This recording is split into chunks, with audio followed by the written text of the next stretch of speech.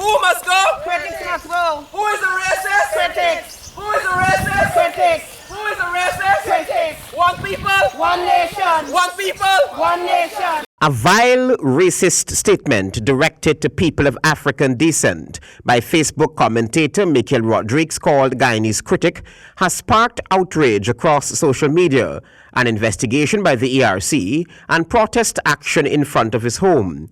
The comment is not worth repeating on national television, but the remarks spewed during Rodriguez's morning live program on Facebook labeled black people as dunces and a race that is possessed by demons. It is so reprehensible that the Ethnic Relations Commission has summoned the Facebook commentator. Rodriguez's condescending rants also targeted persons of faith, referring to them as ignorant and willing to allow church leaders to exploit them in the vilest of ways. A small group of protesters gathered in front of his house Tuesday morning in condemnation of the racist slurs. Among those gathered was Minister Simona Brooms. Because we black, we can't talk. Huh? How long should black people go to shut them out? Huh? You better sit in office or not. I as a black woman, and although I hold the highest office, the most disrespect I've ever faced. It's just a minister of government, and it's all because I'm black. And I've had enough. Too much black people can't talk. Too much black people can't talk. We would not break the law.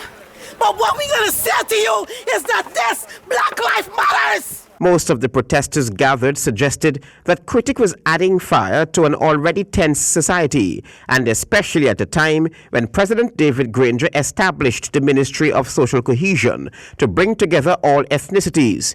They say they are hurt by the racial slurs. We cannot allow people like the Guyanese critics to continue to divide the nation, especially given the political situation that we're in presently. We don't need that. We don't want that. We don't want people like critics in our society. And yes, many of you are going to say, oh, but there are others too. Yes, there are others, but not everybody on social media have a following of 200 and something thousand people. And you under the life that are encouraging him and that are aching in arms, that have been enabling and supporting his behavior, his racial rants for the past 2 or 3 years that he has been on Facebook. You need to take a stand. Police were later summoned to the South Rhineville house to quell the small group of protesters.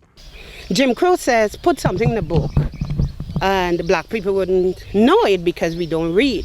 Now critics are saying that we can't read.